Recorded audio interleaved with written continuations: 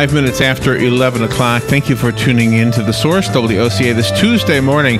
Robert, I remember when my mom, when I was much younger, my mom would always have these back pains that we would go down. She would take us kids down to the school playground so she could hang. This is when she was a much younger woman, obviously. She could hang. Well, hang from, I'm sorry, I didn't finish the sentence. She would hang from the monkey bar, or whatever we call those things, where you could hang. Yeah, monkey bars. She would hang. I remember this as a kid. We would go back then, before everybody was paranoid about people walking onto school property. Yeah. But we would go as kids. We'd play in the playground, and she'd be there hanging. And the whole reason I am not making this up. She would hold on to them. I know. Yeah, it's great. And then later on, my dad put something up in the house, a little bar, not a bar that you drink from, but a bar, a pole, whatever. I probably hit one of those too. Back pain is what we're going to talk about. There's a wonderful book we're going to introduce you to. It's called Ending Back Pain, 5 Powerful Steps to Diagnose, Understand, and Treat Your Ailing Back. Dr. Jack Stern is the author. He's on the phone. He had an endorsement from Dr. Edward Block from the University of Florida, and I'll just read two lines from the review that Dr. Block gave to this book. He wrote, "This clearly written and well-referenced book provides us with a new paradigm for thinking about low back pain and empowers the back pain sufferers with the information to get to the bottom of their back pain problem." I love that because I think a lot of times it's a very big mystery. I have been fortunate, knock on wood. I've had my share, and typically when I have a back, whatever I do, and I've had very few of these, so I'm very, very blessed in that regard. But usually it's like 3 days later, I'm fine. But 3 days is a long time. Some people live with this stuff. You're okay with back pain, right? You don't have much. Yeah, right? no, right? I don't. But Joe's walking around right now with a back pain. From here at the radio station. Dr. Jack Stern. Good morning, doctor. Good morning. Where are you? In New York, but I've spent a lot of time visiting my friends in Gainesville, and I know Ocala quite well. I've visited Ocala, so I feel I'm talking to a friend down there. Oh, excellent. Yeah, we felt the connection right away with you as well. So let me ask you this, and I'm not necessarily coming down on any profession, but a lot of times when people have back pain, the first thing they'll do is go to a chiropractor. And whether they do or they don't, what I think the book empowers the person with the back pain is to be better able to describe it, if that makes sense. You mean describe their pain? Is that what you're saying? Yeah, I think the what I've read, I haven't read the whole book, and even if I did, I don't know that I'd grasp it all. But it sounds like I'm better able to say to the doctor, look, this is what's going on, and this is where I'm feeling it. Am I getting that right? Yeah, I think you're getting that absolutely right. We live in a medical environment where, first of all, like yourself, if you have back pain, thank goodness it usually goes away very quickly. It's a self-limiting problem. But we live in an environment where if the pain doesn't go away and you want to describe it to your physicians and healthcare providers in general have very little time. So it's best that you learn how to advocate for yourself in the healthcare system.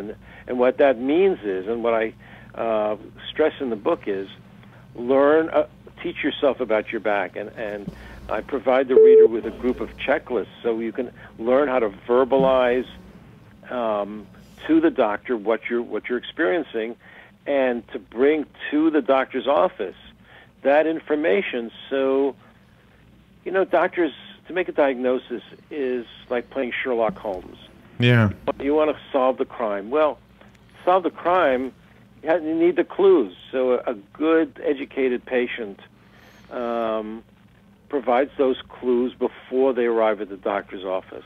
Well, when back pain can be caused from muscles, it can be caused from kidneys or prostate. What were the other things? I mean, you go on and on about the things that they're not all like bone or spine related. That's exactly right, and that's why.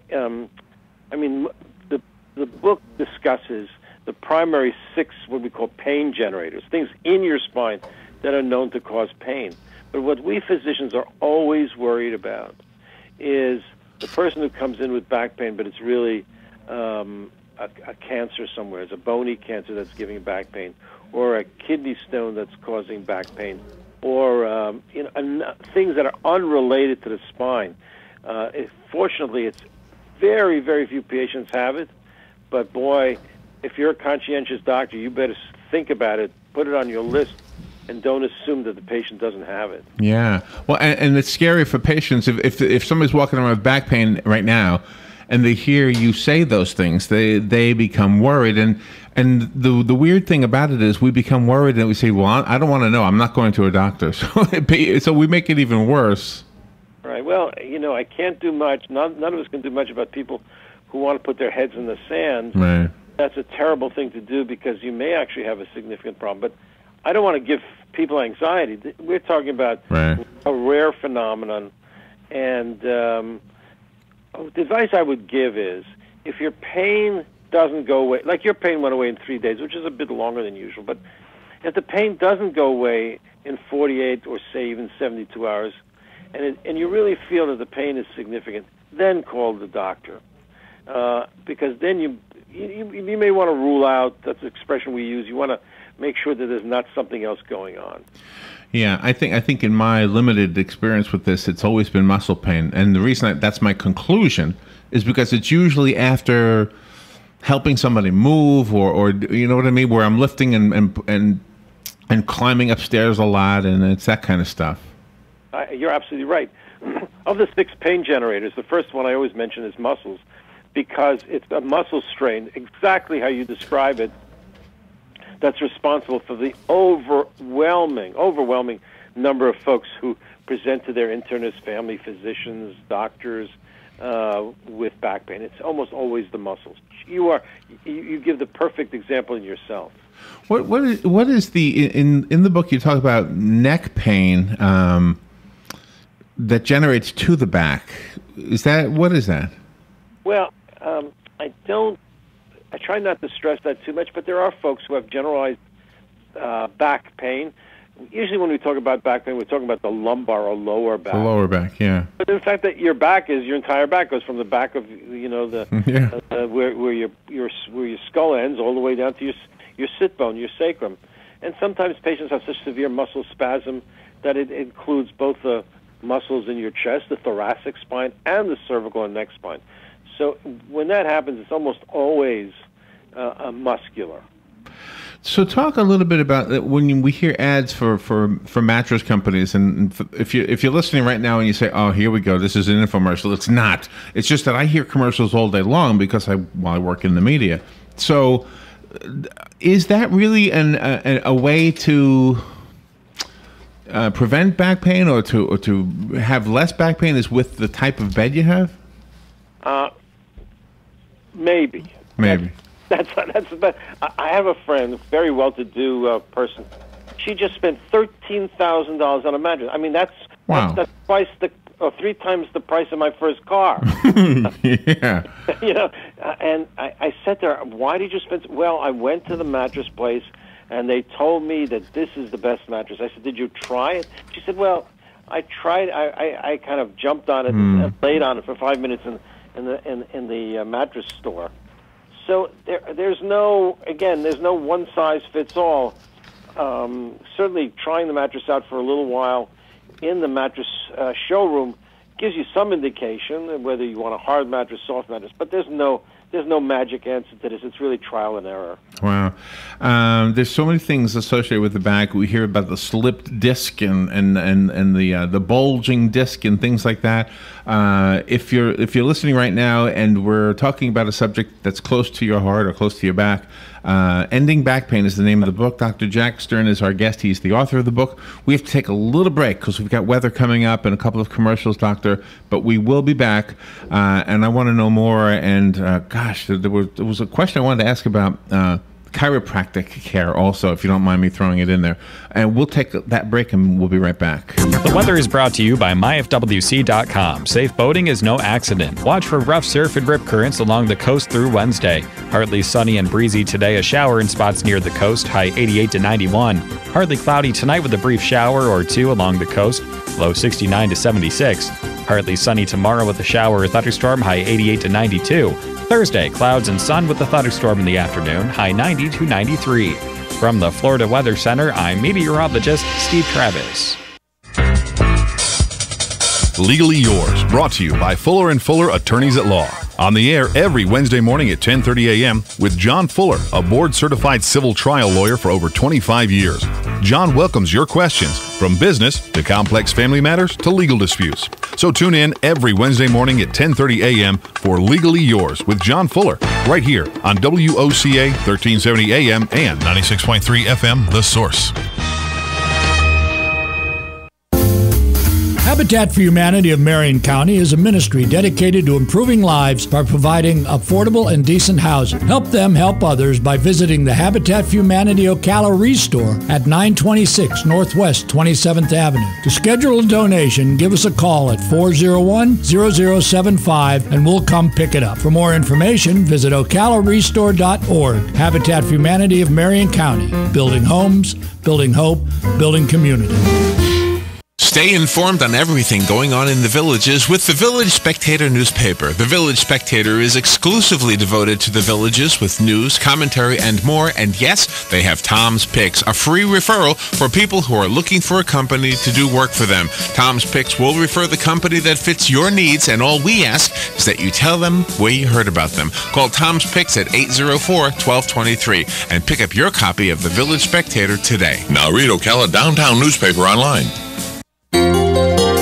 Hi, I'm Leah Caruso with Strive Rehabilitation, inviting you to join me Thursday at 11 a.m. for Health Matters. Ocala Health and Strive have teamed up to bring you the latest information on good health services available to you right here at home. This vital information will help you make informed decisions about your health. So don't forget to join me here at 11 a.m. Thursday. It's news you can use from Ocala Health, Strive, and your friends here at WOCA.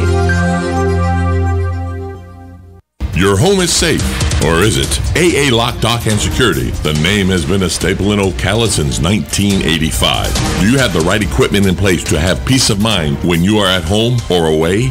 AA Lock, Dock, and Security has the right people to install and monitor your home or business. Call today for a free on-site security analysis. Call 867-1965. AA Lock, Dock, and Security, 219 Northwest 10th Street, 867-1965. All right, thank you for waiting through the break. Dr. Jack Stern is our guest. His book is called Ending Back Pain, 5 Powerful Steps to Diagnose, Understand, and Treat Your Ailing Back. Doctor, we didn't lose you, I hope. Are you there? I certainly am. Okay, good. Excellent. Are you okay if I invite the listeners to call in with questions? Absolutely. Okay. If you have a question for Dr. Stern, this is a great time to call because the commercials are out of the way. We've got a good 12 minutes. The number is 622-WOCA if you have a back question. I'll throw in mine first. I was in a car accident. I wasn't seriously hurt. My lower legs is the only thing that really seemed to be bruised because I braced myself. So I went to the chiropractor because I was told to by my attorney. Now, he was working on my back, and he said, your back is all knotted up. And I said, it is. My back feels fine. And he started working on my back and doing all this stuff on my back. And I don't know if he found something that I didn't know was there and fixed it before I felt it or what, but I kept saying, I think it's my legs that need help, really. And I'm not asking you to tell me about my legs. When we get what they call an adjustment, and again, I'm not asking you to, slam the chiropractic science because I'm sure it's fine. It's just that I didn't feel anything at all. Well, first of all, I would, for purpose of full disclosure, I refer a lot of patients to chiropractors and have chiropractors refer patients to me, and Okay. I've been on the board of the New York Chiropractic College. So I take a very holistic approach, and chiropractic has become so part of the mainstream of medicine in the United States. We don't even consider it in most spheres as alternative or complementary. Now, he or she, I assume it was a he. I think It was a he, yeah. felt the knots, so-called knots in your spine or in your back muscles. Quite frankly, when I have a massage, sometimes the masseuse feels them and I don't experience them either. So it really is an issue of how the tactile, the ability to feel those, which is something that chiropractors and others train themselves to do. Whether that's directly related to your accident, that's a very different story. And because you didn't have back pain doesn't mean that you didn't have areas of localized muscle spasms, which is actually what we're describing more physiologically. So certainly couldn't hurt, and I'm hoping that the chiropractic adjustment at least made you feel good, even though it may not have dealt directly with an issue that had to do with the accident. All right. Well, I actually like your answer because I know a lot of people will, that's my first step, to go to a chiropractor and then maybe go somewhere else if that doesn't work. Robin's brother had the discs, fused together. Can you explain that, what that is, and what is that even ever necessary? Spinal fusions is a surgical procedure that has become very commonplace, and the number of spinal fusion surgeries taking place in the United States is growing almost logarithmically. It's performed primarily on individuals who have severe back pain, and the discs between the vertebrae seem to have degenerated so much, either traumatically or by age, that the two bones are rubbing against each other. Unfortunately, the number of people who are actually benefiting from this procedure seems to be many fewer than the number of procedures being done. The implication, obviously, is that lots of people are getting this procedure who don't need it. And in my book, Ending Back Pain, I do discuss how sometimes there's an insurgence of procedures that probably aren't warranted, and I recommend people look very carefully at their symptoms and at the indications for the operation, and definitely to seek another opinion before going through such an invasive operation. Are people who are heavy walkers, are they more prone to get back pain? Because I see people whose shoes are like slanted from the outside in, and you can hear them coming a mile away. Are they more prone to back pain? That was a really good observation, by the way. I'll direct that question more at runners because that's where the data is, but I'm sure it's true of walkers also.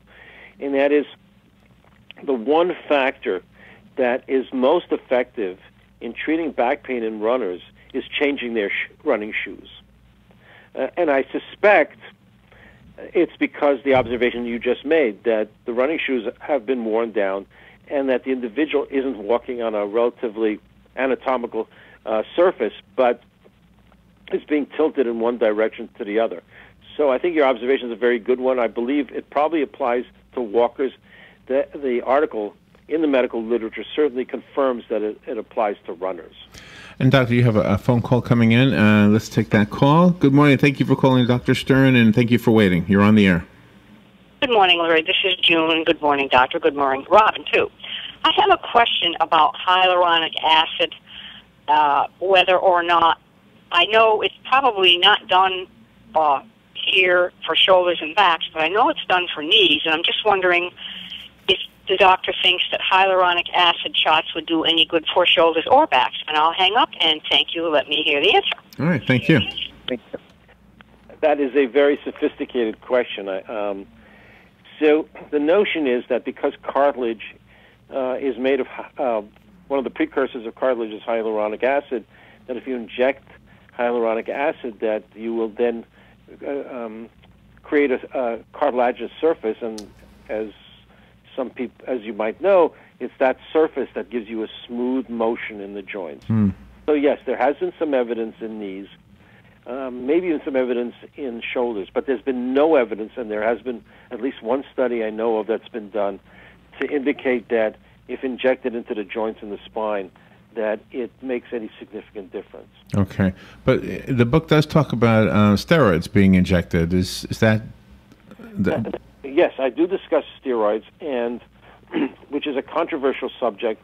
It's one of those instances where I, as a treating physician, am faced with an interesting dilemma, because if you look at the literature, if you look at the medical literature, it seems to be very little evidence that epidural steroid injections actually help people. And yet I've had numerous folks who've had epidural steroid injections, including my wife's uncle, and I tell a story in the book, who did remarkably well. So what that teaches us as physicians is that there may be a subgroup of patients who have what we call receptors to, for example, steroids, and are benefited from it, even though the vast majority may not be. The challenge always is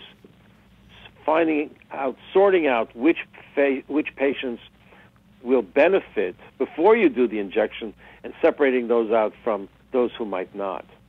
The book is called Ending Back Pain, 5 Powerful Steps to Diagnose, Understand, and Treat Your Ailing Back. Dr. Jack Stern is the author of the book and on the phone, and we have another call. Good morning. Thank you for waiting. You're on the air with Dr. Stern. Yes, thank you, Dr. Stern. For a younger person who's been diagnosed with flat-footedness, is it important to have like arch support or some kind of foot support to prevent a possible back problem down the line? Yes, this is a very short answer. An orthotic is, in many ways, whether it's an older person, whether it's a younger person as yourself, but also for older folks who develop, whose arches flatten out, having an orthotic frequently makes a remarkable difference in their back pain. Having said that, I think, from my own experience, that flat-footedness is overdiagnosed, and there are lots of folks walking around with orthotics that they don't need. So I'd make sure that whoever suggested that you have the orthotic, the device put into the shoe is actually somebody very reliable and knows what they're talking about. And if it is such a person, you probably will feel better with the orthotic in your shoe. I think the book, if I could just comment on how I feel that the reader will use the book, I feel that they'll use it as a supplement to their doctor as opposed to it becoming the doctor. You know, you've given us the tools and the suggestions, I guess is maybe a better word, to kind of understand our own, like you recommend putting a diary together of pain and just kind of so you have something to tell your doctor when you go see him. Right. I'm hoping that people don't read my book as to auto-diagnose themselves or self-treat themselves. Then I've defeated the purpose. The book is there, written in very lay language, in order to educate you so that you're a better consumer. That I hate to use the word consumer for a patient, but in fact, we all consume medical services. So make you a better consumer, a more educated consumer, so you can deal with the healthcare system and get the treatment. First, make a diagnosis that you deserve, and get the treatment that you deserve. Go ahead. Yeah, and since there are so many conflicting ideas out there, how to treat and when your book is ideal for the person to read it to see what pertains to them. Yeah, and one of the things that I tried to do in this book, which I think is different than any other book, is whenever I made a recommendation, I actually quote the medical literature. So it's not Jack Stern speaking, saying, gee, I think this will help your back. But this is Jack Stern saying, by the way, this is a treatment that works in 30% of patients, for example, and I give you the reference from the medical literature. So there's some science behind it, not just me saying, this is what I think. And I guess the last thing I'll say, because we've got to run, is that I think you've given us tools also to prevent, like if we don't need surgery and we can just do a few simple things to get rid of the back pain, the information you gave us will help us understand why it happened in the first place, and therefore not cause it to happen again. I have a copy of this book. It's called Ending Back Pain, and I want to give it away. So call me right now if you want it. The rest of us have to go buy it. Doctor, do you have a website? I do. It's Dr. Jack Stern, JackStern.com. I'm always posting new information. It's obviously a free website. And I'd love for people to not only buy the book, but go on the website and give me feedback. I'm always learning from people who are writing me. All right, excellent. And I'm sure the book is available everywhere else books are sold. Dr. Jack Stern, thank you again for being on the air with us. Thank you. Have a great day. We'll be right back. Fox News Radio, I'm Lillian Wu. Napa, California, rattled by a 3.9 magnitude quake this morning, a small aftershock to the destructive quake that hit on Sunday. A team of inspectors fanned out across the Napa Valley yesterday to assess the damage, red tagging 70 buildings in all.